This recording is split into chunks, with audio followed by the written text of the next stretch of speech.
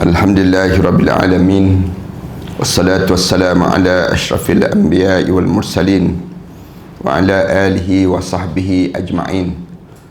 Subhanaka la ilma lana illa ma 'allamtana innaka antal alimul hakim. Rabbi shrah li sadri wa yassir li amri wahlul 'uqdatam min lisani yafqahu qawli. Rabbi yassir wa la tu'assir wa tammim bil khair, amma ba'd. Alhamdulillah, kita syukur pada Allah kerana sekali lagi pada kali ini kita diberi peluang oleh Allah untuk kita meneruskan perbincangan tentang mengenai kesempurnaan taubat dan syarat-syaratnya, di mana dalam hidup kita ni kita kena faham bahawa kita kena sentiasa dalam keadaan bertaubat dan minta ampun pada Allah pada setiap ketika dan setiap masa. Selagi mana kita hidup, maka taubat ini jangan berhenti dalam hidup kita, untuk kita sentiasa minta kepada Allah untuk kitanya pastikan diri kita mati dalam keadaan yang sebenar-benar ataupun dalam keadaan betul-betul bersih. Waktu mana kita hidup ini, tentulah kita ni banyak kesilapan dan kesalahan yang kita buat. Tiap-tiap orang di kalangan kita ni ada je yang kita salah pandang, salah dengar, salah berjalan. Salah ni sentiasa ada di kalangan kita. Tak ada orang yang hidup dia tak buat benda yang salah. Dalam hidup kita ni, tentu kita ni jenis ada orang yang melakukan kesilapan.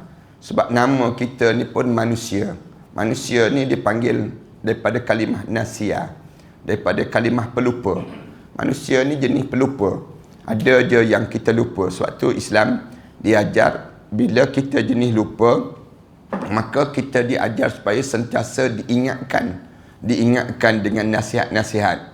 Dan kita sentiasa, dua perkara ni sentiasa berlaku pada diri kita. Diingatkan dengan nasihat-nasihat ataupun tazkirah. Allah Subhanahu Wa Taala sebut fazakir fa inna zikra tanfa'ul lil mu'minin. Hendaklah kamu bagi peringatan, kerana dengan memberi peringatan itu memberi keingatan pada setiap orang mukmin. Maknanya nasihat ni kena sentiasa kita ni kena dengar sepanjang masa nasihat-nasihat dalam hidup kita.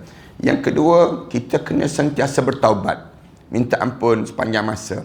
Kerana kita manusia tadilah, kerana kita ni daripada kalimah nasia, daripada kalimah pelupa ataupun jenis lupa. Kita ni ingatkan sekejap, lepas pada tu kita lupa. Ada benda yang kita salah. Cuma bila kita salah tu, kita terbuat benda-benda yang dilarang oleh Allah. Tersalah pandang, tersalah cakap, tersalah. Dalam hidup kita ni sentiasa ada yang salah kita buat. Lalu Islam diajar supaya kita ni kena taubat, minta ampun pada Allah. Setiap hari, paling-paling tidak sebanyak 70 kali sehari. Taubat ini, sebagaimana yang disebut oleh Rasulullah sallallahu alaihi wasallam, inni atubu ila Allah aktsara 70 marrah. Aku bertaubat pada Allah lebih 70 kali sehari. Ramai di kalangan kita dia faham bahawa taubat ni hanya mulut je bertaubat. Padahal taubat ni tak semestinya dengan mulut. Tengok atas dosa. Kita kena pandang pada dosa yang kita buat. Dosa tu kadang-kadang dosa kita yang kita buat, dosa yang disebut dengan mulut. Maka mulutlah kena istighfar, mulutlah kena minta ampun pada Allah. Dosa melalui perbuatan. Contoh yang diberi oleh tuan kitab kita ni, dosa yang disebut dengan membunuh. Yang terakhir baru ni, dosa membunuh. Jadi taubat, syarat taubat, bagaimana untuk nak sempurnakan taubat dia, orang membunuh, dia kena bunuh balas balik ataupun kena bayar diat. Itu diat yang misalnya kita bawa kereta. Bila kita bawa kereta, kita tak sengaja langgar orang, mati. Bila mati orang yang kita langgar tadi, macam mana kita nak taubat terhadap dosa yang kita terlanggar orang? Lalu dalam Islam diajar taubat dia ialah mesti bayar diat. Diat ni maknanya kita bayar denda kepada keluarga si mati tadi. Denda pada keluarga si mati. Keluarga dia mati. Katakanlah yang mati itu ayah. Ada anak-anak 5 orang. Jadi kita kena bayarlah denda kepada ayah, kepada keluarga anak yatim tadi. Kerana apa dia? Anak-anak dia ni lebih kurang 5 orang. Siapa yang nak tanggung kalau tidak daripada diat? Mati dah ayahnya. Nak cari rezeki bagaimana? Keluarga dia. Oleh yang demikian, bayar diat itu merupakan satu cara untuk bertaubat pada Allah Subhanahu Wa Taala. Di Malaysia kita ni bayar denda kepada kerajaan. Kerajaan dapat duit.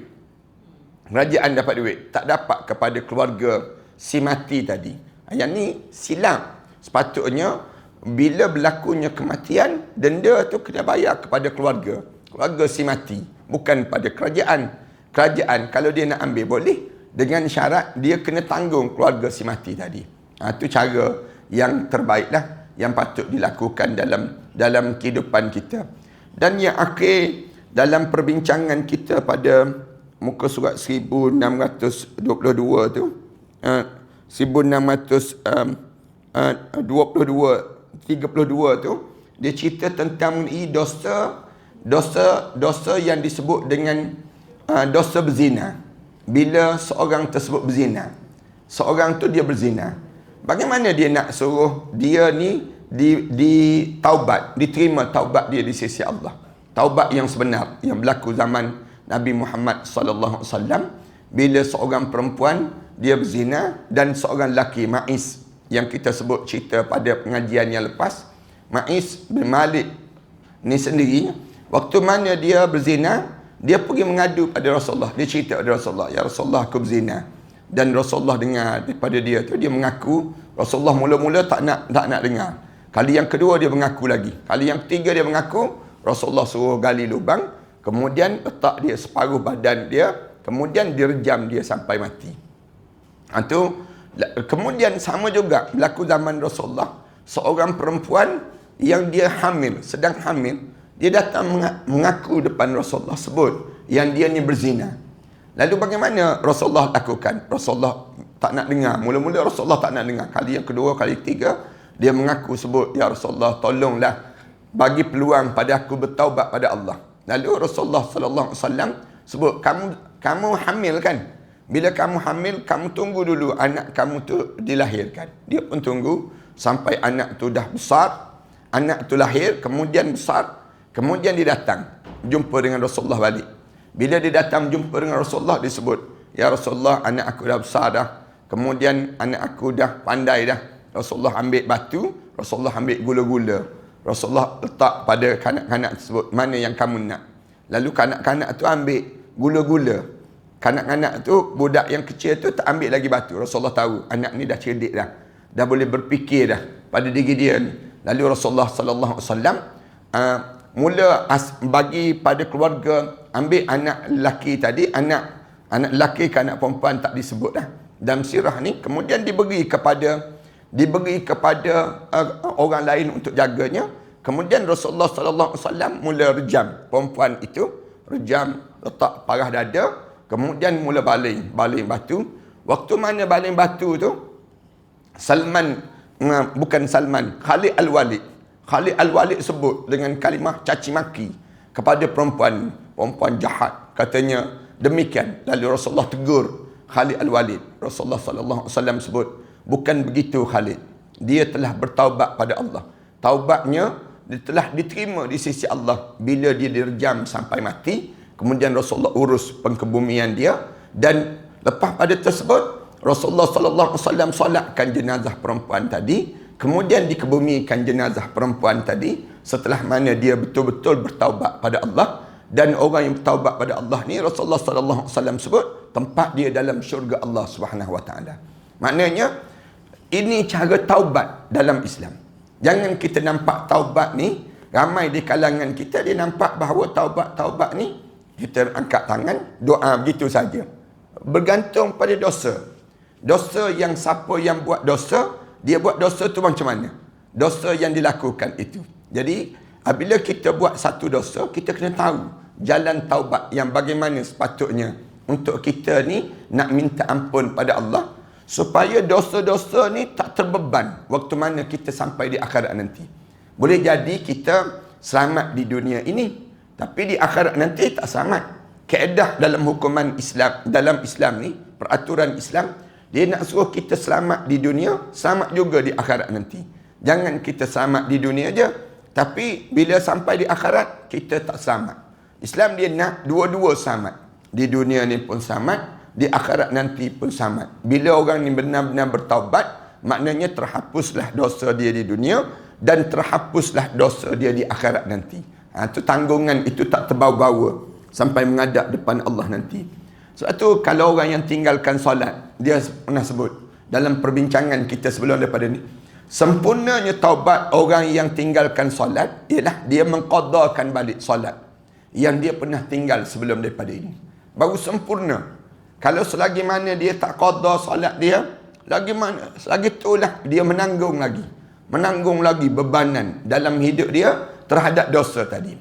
Sekadar kalau dia sebut, ya Allah aku taubatlah, aku minta ampunlah terhadap kesilapan aku tinggal solat sebelum daripada ini.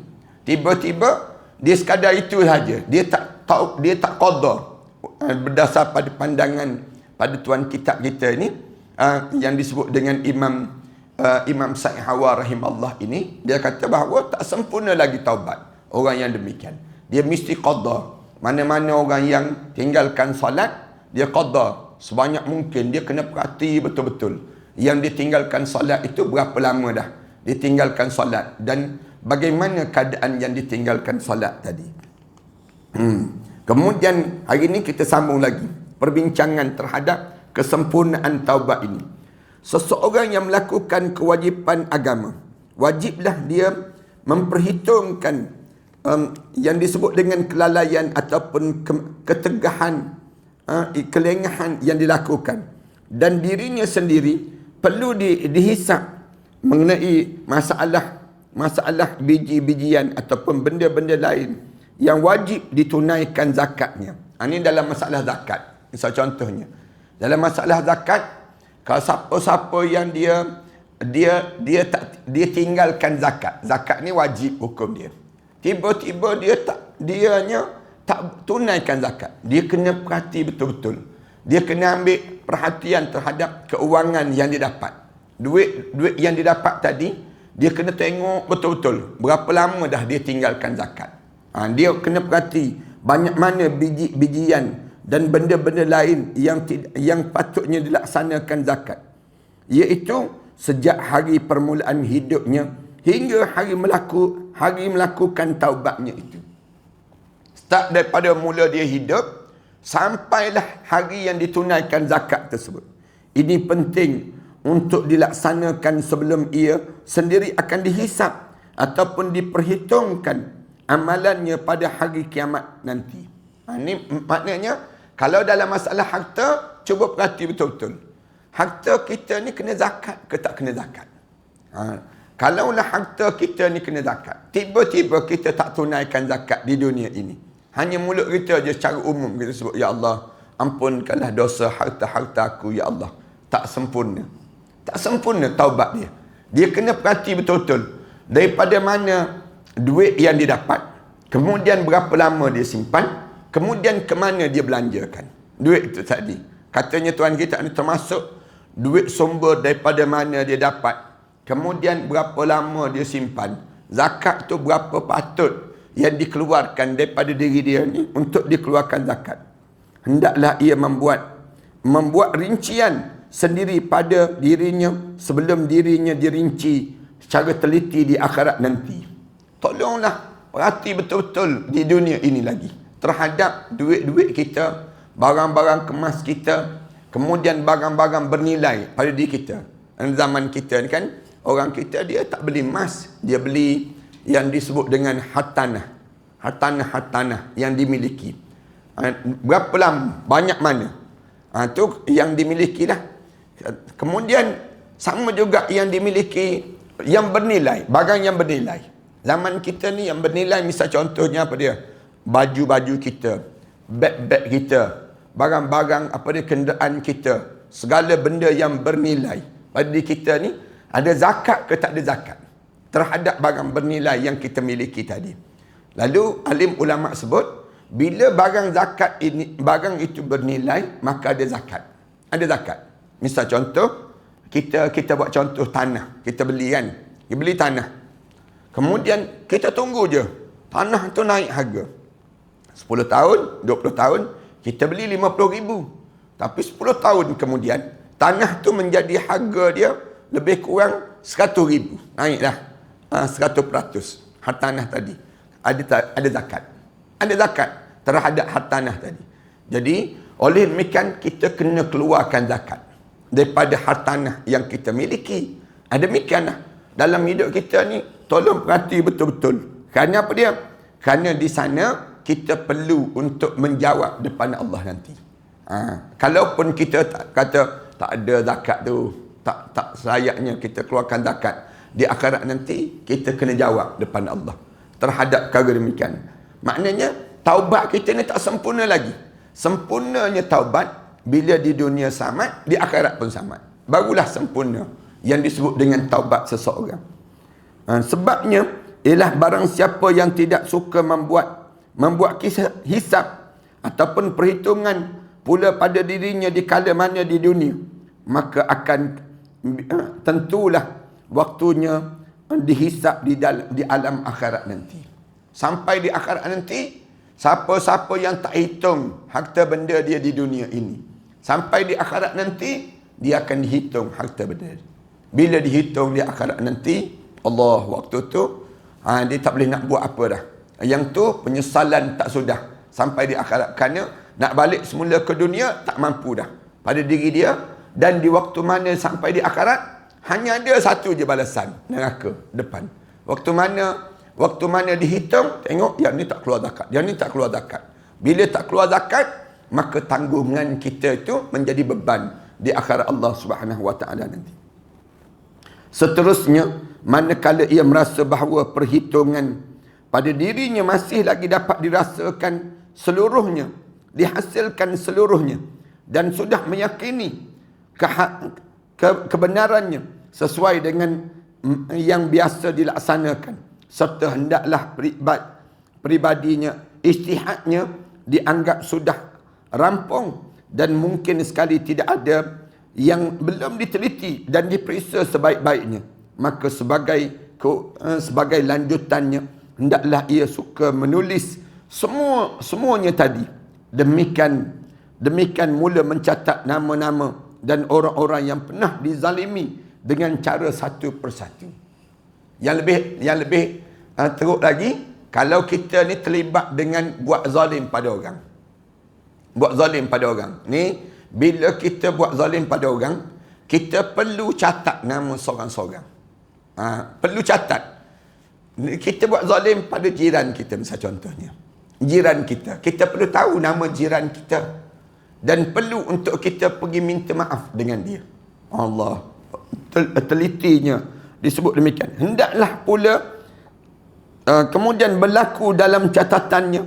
Hendaklah ditulis seorang-seorang. Kawan-kawan kita. Kemudian orang-orang yang pernah kita hidup bersama dengan dia. Maknanya kawan sekolah kita pernah ambil pemadam dia, misal contohnya. Kita pernah terambil pen dia. Kita pernah terambil yang disebut dengan barang-barang dia. Jiran-jiran kita pernah membuat khianat pada dia. Kita simbah sisa makanan ke rumah jiran sebelah. Kita buat benda yang menyakitkan dia. Ataupun kita ambil tanah dia, misal contohnya. Ataupun kita ambil hak dia yang kita ambil tadi. Maka di waktu itu, kita perlulah untuk meminta maaf pada dia. Manakala seluruhnya sudah dimaklumi, lalu meminta pengampunan kepada mereka. Bila kita tahu dah senarai orang-orang yang kita pernah buat zalim pada dia, kita pernah buat khianat pada dia, maka di antara benda yang perlu kita buat ialah kita pergi minta maaf dengan orang tersebut. Kemudian lagi pula agar dihalal dan dimaafkan. Yang sebaik-baiknya kita minta dengan dia, halal lah yang saya lakukan sebelum daripada ni. Ataupun kalau tak boleh halal pun maafkanlah yang saya terbuat sebelum daripada ini. Allahu Akbar. Dan apabila berupa harta, hendaklah ditunaikan apa yang menjadi hak mereka tadi. Katakanlah kita pinjam duit orang, kawan kita pinjam duit dia. Maka cara sempurna yang taubat, pulangkan balik nilaian dia sekarang. Dulu kita pinjam RM10. Nilaian sekarang RM10 macam RM100. Lalu kita pulangkan RM100 sekarang. Maknanya kadar. Kita kata tak jumpa ustaz. Orang yang kita cari itu, dia dah tak tahu kat mana. Hidup ke, mati ke dan sebagainya. Maka kita ambil penilaian RM100 tadi, masuk dalam tabung derma masjid. Kemudian kita niat, ya Allah, sampaikanlah pahala ini kepada orang yang pernah saya zalim kepada dia sebelum daripada ini. Saya pernah berhutang dengan dia, tapi saya tak jumpa cari. Ya Allah, saya pulangkan balik RM100 nilaian yang ada pada saat ini dengan harta yang kita pinjam tadi. Itu cara yang terbaiklah untuk kita lakukan. Kalau kita boleh cari, cari. Kalau kita boleh jumpa dengan dia, itu terbaik. Cari orang terlebih dahulu. Cari. Saya pernah berhutang dengan orang ni sebanyak RM2,000, RM1,000, RM100, berapa saja yang kita pinjam dengan orang, pulangkan balik di dunia ini. Jangan kita dengan orang ke, dengan bank ke, dengan apa ke, kena pulangkan balik. Katakanlah kita ni syarikat. Yang ni pun masalah besar. Saya perhati betul-betul. Macam misal contohnya syarikat Plus, syarikat yang besar. Dia buat dengan jalan. Orang bayar dengan sempurna, tiba-tiba jalan tu tak sempurna. Yang tanggungjawab siapa? Bos-bos besar. Yang tanggungjawab. Bos-bos ni dia kena jawab depan Allah nanti. Katakanlah orang bayar RM30, katakanlah tol RM30 yang sempurna, tiba-tiba ada berlubang, ada yang tak sempurna dan sebagainya. Yang ni ataupun berlaku kemalangan. Kerana apa dia? Kecacatan terhadap lebuh raya tadi. Yang bertanggungjawab ialah bos-bos besar tu, kena bertanggungjawab di hadapan Allah. Sama juga syarikat Asia. Syarikat apa dia? Syarikat kapal terbang. Dia ambil duit orang. Dia ambil terlebih dahulu. Misal contohnya, duit orang. Kemudian satu orang tu tak pergi. Kemudian orang tu tak claim. Duit tu ada dalam akaun dia. Jadi di waktu itu dia kena pulangkan balik pada setiap yang disebut dengan pembeli-pembeli yang tidak mengambil manfaat daripada yang dibeli tadi. Maka dia kena bertanggungjawab. Syarikat-syarikat kena jaga sangat benda-benda yang demikian. Ni hak yang mesti dapat, hak-hak pengguna yang mesti ditunaikan, dipanggil. Kesempurnaan hak itu mesti disempurnakan bagi setiap mereka yang sama ada yang meniaga, sama je. Orang yang meniaga sama je. Dia orang nak beli barang sempurna, tiba-tiba dia hantar barang yang tak sempurna, dia kena jawab depan Allah nanti. Barulah dia tahu dah barang tu. Katakanlah orang nak beli barang yang cantik, yang elok, dipamer. Sekarang ni zaman orang tunjuk dalam Shopee, orang tunjuk dalam Lazada, dalam TikTok dan sebagainya. Barang-barang produk-produk yang dia ada. Kemudian lepas pada tu orang tengok sempurna barang ni, dibeli dengan barang sempurna, dihantar yang tak sempurna. Kemudian cacat. Orang dia hantar sengaja yang cacat itu kepada pengguna. Dia kena jawab depan Allah nanti. Toke-toke tersebut dia kena jawab depan Allah, dan tidak kesempurnaan itu kecuali dia hantar kembali menyempurnakan barang yang dibeli tadi. Ini benda yang detail sangat dalam Islam. Dia nak suruh kita bertanggungjawab setiap muamalah yang kita lakukan sesama kita. Cara bertaubat sedemikian itu tentu saja dirasakan sukar dan juga berat bagi penguasa yang selalu berbuat kezaliman, dan pula bagi para pedagang. Sama juga dengan Perdana Menteri, Menteri besar dan sebagainya, orang yang meniaga. Dia jadi payahlah.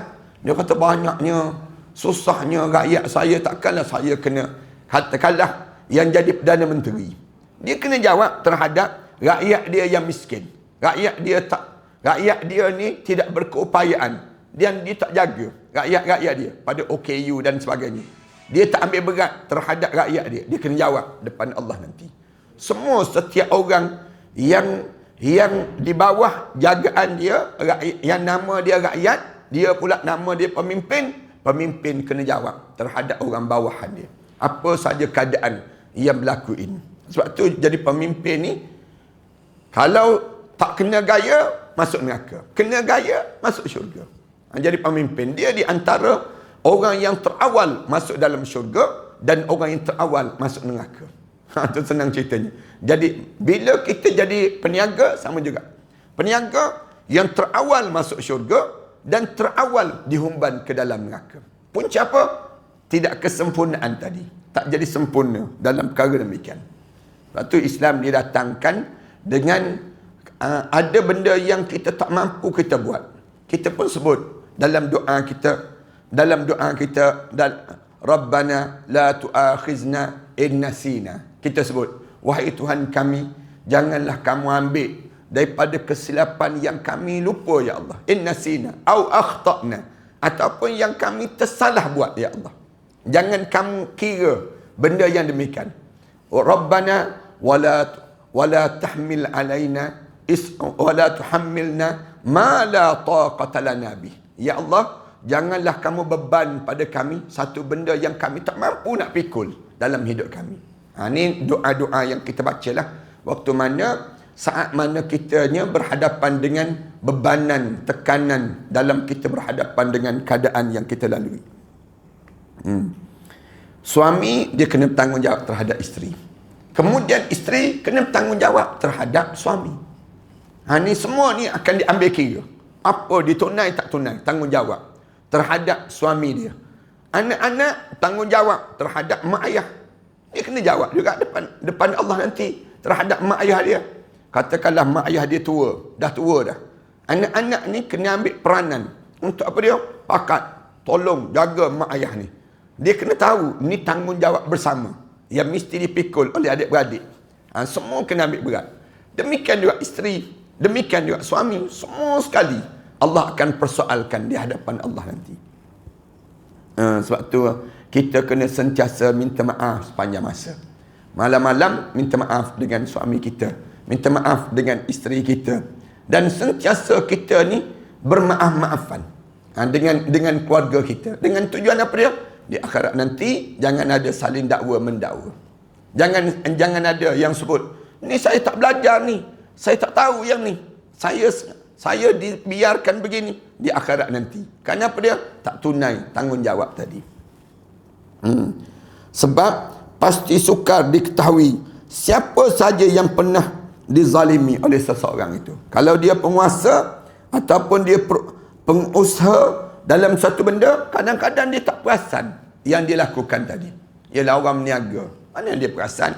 Meniaga restoran, makan, misal contoh. Dalam tu ada lalat. Misal contoh, ada dalam makanan ada lalat. Di akhirat nanti dia kena jawab. Kenapa lalat tu ada dalam makanan? Dia kena jawab. Mana-mana orang yang pegang satu benda, dia kena bertanggungjawab penuh. Makanan mesti bersih, kemudian mesti sempurna. Di akhirat nanti dia akan kena jawab depan Allah Subhanahu Wa Taala. Tak boleh ambil cikai, ambil mudah dalam setiap urusan yang kita lakukan dalam hidup kita. Dan untuk menemukan mereka pasti sulit dilakukan, kerana muamalah dengan mereka tadi sangat menyukarkan diri sendiri. Kalau kita nak cari orang-orang yang kita buat salah tu, payah pada diri kita.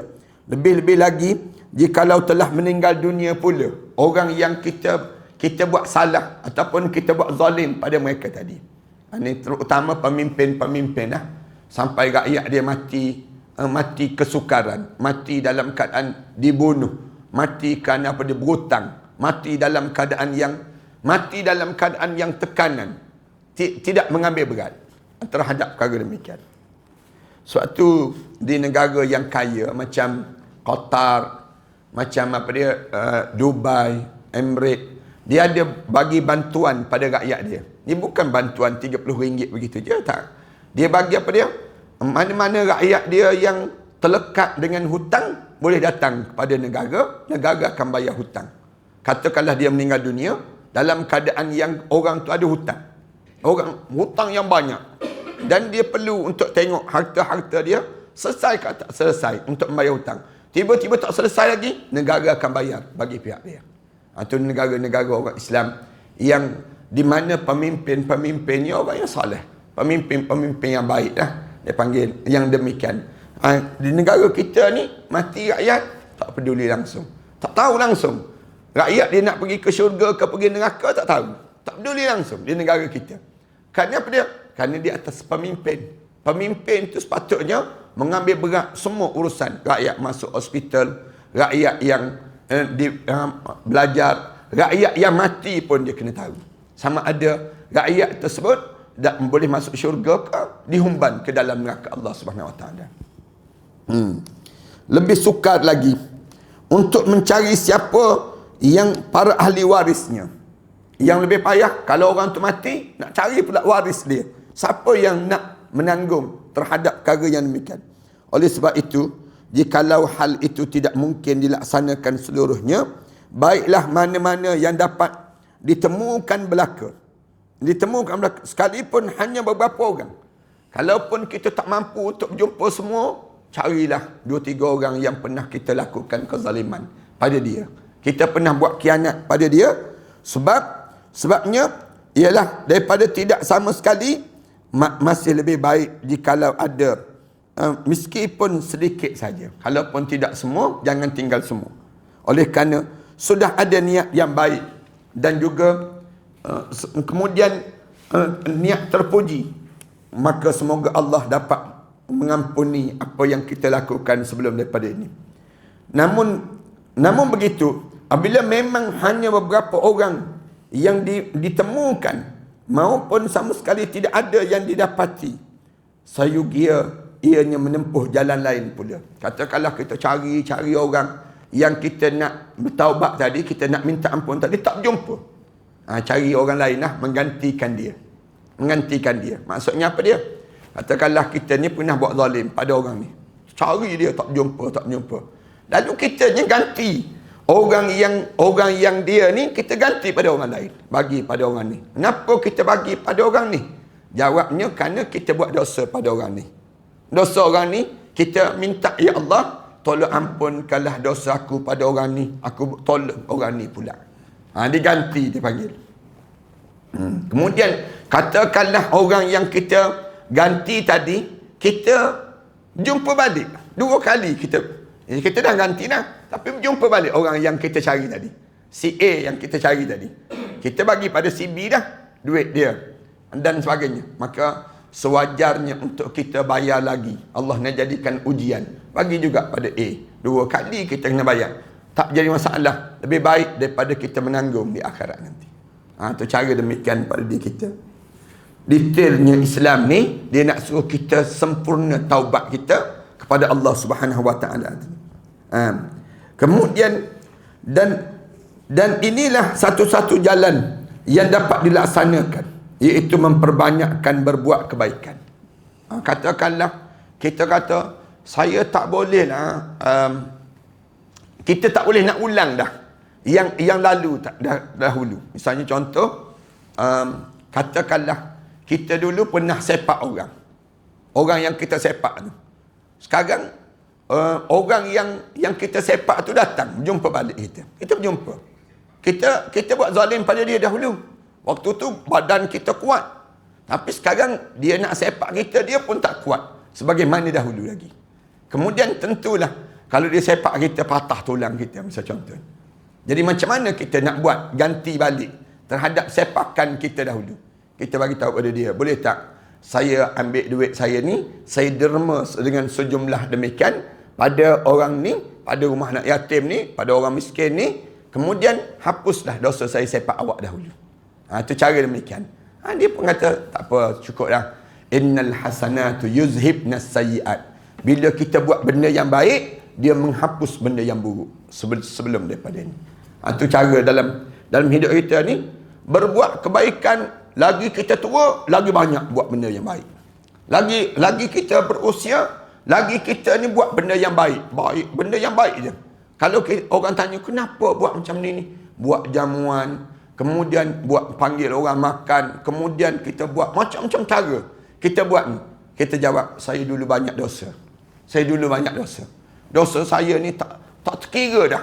Jadi saya buat benda yang baik ini agar segala dosa dahulu terhapus dengan cara saya lakukan ini.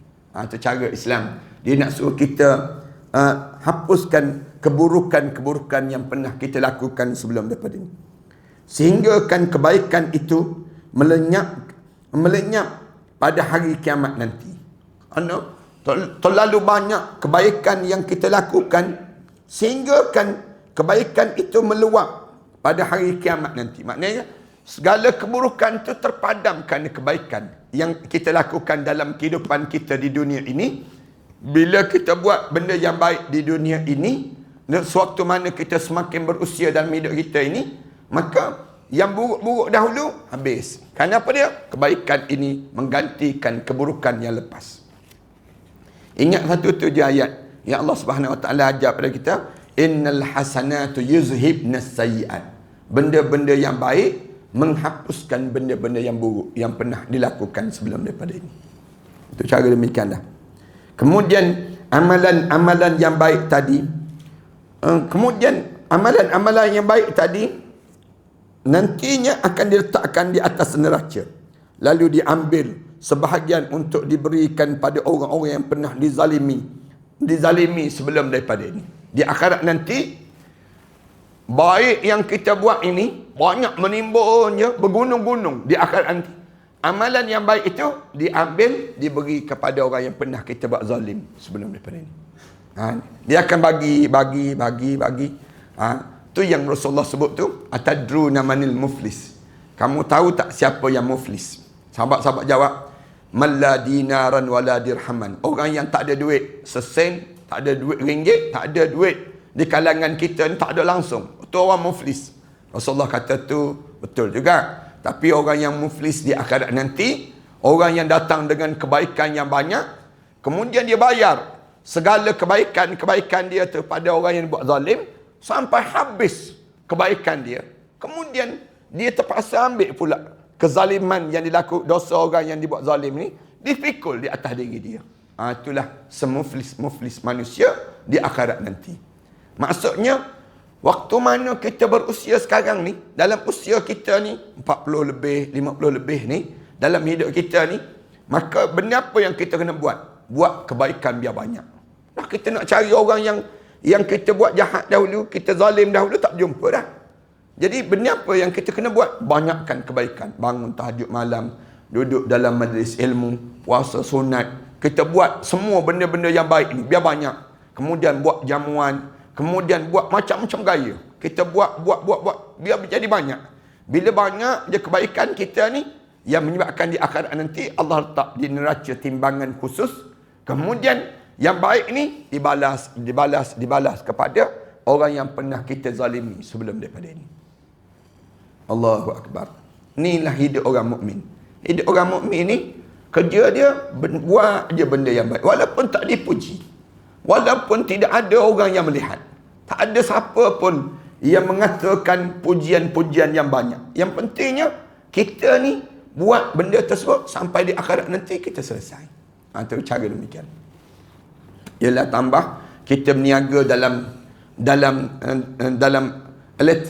elektronik sekarang ni, melalui cara perniagaan kita ni melalui internet, misal contohnya. Orang yang berniaga kadang-kadang tak sempurna perniagaan kita tadi. Kita patutnya bagi yang sempurna, dia dapat yang tak sempurna. Bila tak dapat yang tak sempurna, kadang-kadang dia diamkan. Dia kata, alah malas lah nak beli dengan orang ni, kita dapat barang yang tak baik. Orang yang jual tadi, dia kena menanggung sampai di akhirat. Sampai di akhirat tanggungan dia. Bila dia sampai di akhirat tanggungan dia, jadi macam mana? Kita tak tahu. Orang ni dia tak nak dah jual beli dengan kita. Kerana kesan daripada apa dia dapat barang yang buruk, barang yang teruk, misal contohnya. Tak sempurna. Dia bayar dengan sempurna. Tiba-tiba kita bagi tak sempurna. Di waktu mana di akhirat nanti, dia kena balas balik terhadap ketidaksempurnaan tadi. Allahu Akbar. Itu yang saya sebut tu. Misalnya jalan raya, orang bayar yang sempurna, bayar tol. Misal contoh, bayar tol yang sempurna, tapi dia sediakan jalan lubang-lubang, jalan bumping, jalan yang tak sempurna. Dia bayar yang sempurna. Maka di waktu itu, semua bos-bos atas tu kena jawab depan Allah nanti. Itu dia kena jawab berhadapan di hadapan Allah nanti. Ni kesempurnaan taubat. Nak suruh kita ni jangan rasa selesa. Jadi bos gaji besar, puluh-puluh ribu gaji kita. Tapi kitanya menyediakan satu benda yang tak sempurna, berdosa lah. Jawab di hadapan Allah nanti. Dia akan kena jawab di hadapan Allah nanti. Kemudian alangkah bagusnya manakala kebaikan itu lebih banyak daripada kezaliman yang kita lakukan. Bagusnya bila banyak kebaikan, buat ya. Walaupun jumpa dengan orang senyum, itu pun kebaikan yang kita buat. Jangan kita sangka bahawa bila kita jumpa dengan orang tu, kita senyum tu tak ada kebaikan. Jumpa dengan orang tu pun kita senyum tu pun kebaikan, kesempurnaan pada diri kita. Di akhirat nanti terjumpa balik pahala yang kita telah senyum di hadapan orang. Tu kelebihan yang Allah bagi pada diri kita, yakni orang-orang yang dizalimi namun masih ada sisanya, tetapi amat disayangkan sekali apabila kebaikan yang dilakukan itu tidak mencukupi untuk diberikan. Yang lebih bahaya lagi, sampai di akhirat tiba-tiba tak ada kebaikan, tak cukup. Kebaikan tu ada tapi sikit sangat. Zalim tu lebih besar, kezaliman yang kita buat tu lebih besar daripada kebaikan yang kita lakukan. Di waktu ini nanyalah kita, bila kebaikan lain-lain yang masih tersisa pasti akan menjadi habis sama sekali, sedangkan keburukan orang yang dizalimi itu nanti akan diletakkan di atas neraca orang-orang yang menzalimi, dan dengan demikian orang-orang zalim itu akan binasa dan terseksa sebab menanggung beban atas kezaliman kepada orang lain tadi. Di akhirat nanti, kalau kita ni buat zalim, buat khianat pada jiran kita ke, sahabat kita ke, teman-teman kita ke, yang kita pernah kenal di atas dunia ini, kita kena jawab depan Allah terhadap apa yang kita lakukan itu, walaupun sekecil zarrah. Sekecil zarrah ni kecil je. Wa man ya'mal mithqala dzarratin khairan yarah, wa man ya'mal mithqala dzarratin syarran yarah. Siapa-siapa yang buat benda yang baik walaupun sebesar zarrah, kecil je, akan dipertontonkan di hadapan Allah. Siapa yang buat jahat walaupun sebesar zarrah, kecil je, dalam hati dia je dia buat jahat tersebut, akan dipertontonkan di hadapan Allah, akan ditunjukkan di hadapan Allah. Lalu macam mana cara kita nak lepaskan yang tersebut? Buatlah kebaikan yang banyak, supaya kebaikan kita ni menutup segala keburukan yang pernah kita lakukan sebelum daripada ini.